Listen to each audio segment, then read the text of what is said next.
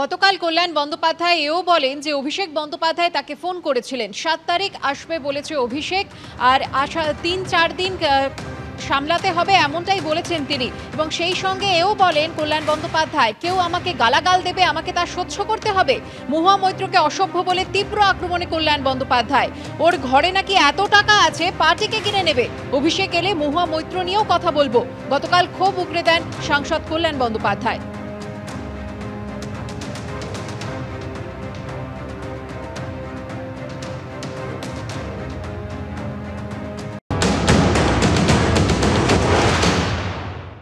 একটু আগে, মিনিট 10 আগে অভিষেক বন্দ্যোপাধ্যায় আমাকে ফোন করেছিল। ফোন করে বলেছে যে রিকোয়েস্ট করেছে যে 3-4 দিন এখন কাজ চালাতে, চিফ হুইপ হিসেবে কাজ চালাতে। ও 7 তারিখে আসবে, 7 তারিখে আমার সঙ্গে কথা বলে তারপর সবকিছু ঠিকঠাক। কথা বলতে তো অনেক কথাই হবে, দেখা যাক কি কথা হয়। মানে মহুয়া মৈত্রকে নিয়ে কথা কেউ গালাগাল দেবে আমাকে, কেউ বলবে, যা তা বলবে, আমাকে গালাগাল দেবে, আমাকে তার সহ্য করতে হবে রাজনীতি করি বলে, দল করি বলে? এটা তো হয় না। একটা মহিলা, তা আনকালচার মহিলা, কি ভাষায় বলেছে আপনারা তো দেখেছেন। আপনি আমাকে বলুন তো, যদি এই যে সেক্সিয়াস কমেন্ট করেছে, এটা যদি একটা পুরুষ মহিলাকে করতো তার কি হতো? নাও ইট ইজ রিভার্স, তাহলে কি হবে? দল যদি মনে করে না ওরাই অ্যাসেট হয়ে থাকবে, বড় লোকের বিটিরও, আর ওর তো বলেই বেড়াচ্ছে 200 কোটি টাকা দিয়ে পার্টি কিনে নেবো, ওর বরের নাকি অত টাকা আছে।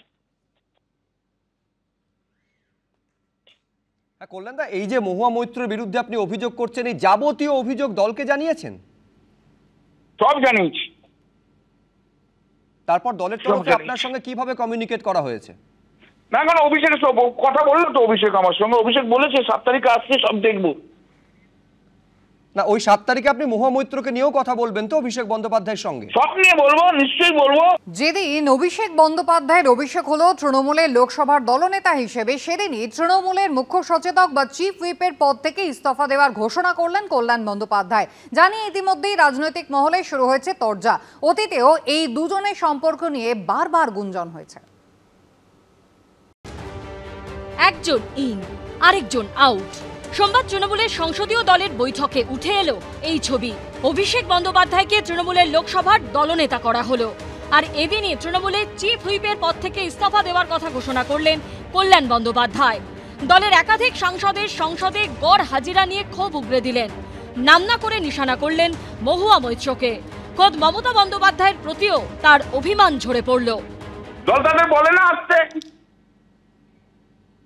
মমতা দিয়ে আমার দোষ দেখতে পারে, অন্য কারোর দোষ দেখতে পারে না।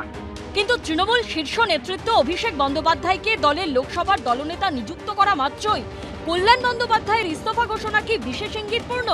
রাজনৈতিক মহলেই জল্পনা জোরালো হয়। তার কারণ, অতীতেও এই দুজনের সম্পর্ক নিয়ে বারবার গুঞ্জন তৈরি হয়েছে রাজনৈতিক মহলে। বিতর্কের শুরুটা হয়েছিল অভিষেক বন্দ্যোপাধ্যায়ের একটি মতামত এবং তার প্রেক্ষিতে তৃণমূল সাংসদ কল্যাণ বন্দ্যোপাধ্যায়ের বিস্ফোরক মন্তব্য থেকে। আমার মনে হয় এখন আগামী 2 মাস সব বন্ধ রাখা উচিত, সে ধর্মীয় কোনো প্রশ্ন হোক বা রাজনৈতিক কোনো প্রচার। মমতা বন্দ্যোপাধ্যায় ছাড়া আমি কাউকে নেতা বলে মানি না। সাংগঠনিক জায়গায় যে যাকে যাকে ইচ্ছে বসাতে পারে, আমার নেত্রী কিন্তু মমতা বন্দ্যোপাধ্যায়। তৃণমূলের অন্দরে নবীন প্রবীণ দ্বন্দ্ব নিয়ে উল্টো সুর শোনা গেছিল কল্যাণ বন্দ্যোপাধ্যায় ও অভিষেক বন্দ্যোপাধ্যায়ের গলায়। রাজনীতি হোক বা যে কোনো ফিল্ডে হোক, আমি মনে করি একটা ঊর্ধ্বসীমা থাকা দরকার। একটা জিনিস, রাজনীতিতে নিঃসন্দেহে ম্যাচুরিটির দরকার আছে। তুমি যদি বলো যে না চলবে না, তাহলে ম্যাচিওর লোক থাকবে না, থাকবে না। গত লোকসভা নির্বাচনে অভিষেক বন্দ্যোপাধ্যায় কল্যাণ বন্দ্যোপাধ্যায়ের হয়ে প্রচারে না যাওয়ায় জল্পনা আরও তীব্র হয়। এই আবহে অভিষেক বন্দ্যোপাধ্যায় যেদিন তৃণমূলের লোকসভার দলনেতা হলেন, সেদিনই তৃণমূলের চিফ হুইপের পদ থেকে ইস্তফা দেওয়ার কথা ঘোষণা করলেন কল্যাণ বন্দ্যোপাধ্যায়। কল্যাণ বন্দ্যোপাধ্যায়ের সঙ্গে ভাইপোর সম্পর্ক ভালো না, তাই উনি ইস্তফা দিয়েছেন। এতে বাংলার মানুষের কি কল্যাণ হবে? কারণ যিনি ছিলেন তিনিও জেল খেটেছেন ভুবনেশ্বরে, যিনি এলেন তিনিও মাঝে মাঝে সিবিআই এবং ইডি ডেকে পাঠায়। স্বচ্ছ মুক্ত তৃণমূল কংগ্রেসে নেই। কল্যাণ বন্দ্যোপাধ্যায় অবশ্য অভিষেকের দায়িত্ব পাওয়া এবং নিজের দায়িত্ব ছাড়ার মধ্যে যোগসূত্র মানতে নারাজ। অভিষেকের সঙ্গে আমার কোনো মতের বিরোধ নেই, আমার সঙ্গে যথেষ্ট ভালো সম্পর্ক। পুরোনো 4 বছর আগে কি হয়েছে ওসব ধরে টেনে তোলে আপনি। আমার সঙ্গে অভিষেকের যথেষ্ট ভালো সম্পর্ক, অভিষেক এসছে বলে আমি সরে গেছি, এটাও ঠিক নয়। দিদি বলেছে যে কোঅর্ডিনেশন হয়নি একদিন লোকসভায়, তার আঙুল তো আমার দিকে। একটু আগে অভিষেক বন্দ্যোপাধ্যায় আমাকে ফোন করেছিল, রিকোয়েস্ট করেছে যে 3-4 দিন এখন কাজ চালাতে, চিফ হুইপ হিসেবে কাজ চালাতে, ও 7 তারিখে আসতে। 7 তারিখে আমার সঙ্গে কথা বলে তারপর সবকিছু ঠিকঠাক কথা বলি, অভিষেকের সঙ্গে কথা বলতে তো অনেক কথাই হবে, দেখা যাক কি কথা হয়। শেষ অবধি এই বিতর্কের জল কোন দিকে গড়াবে সেটাই দেখার। বিজেন্দ্র সিংহ ও উজ্জ্বল মুখোপাধ্যায়ের রিপোর্ট, এবিপি আনন্দ।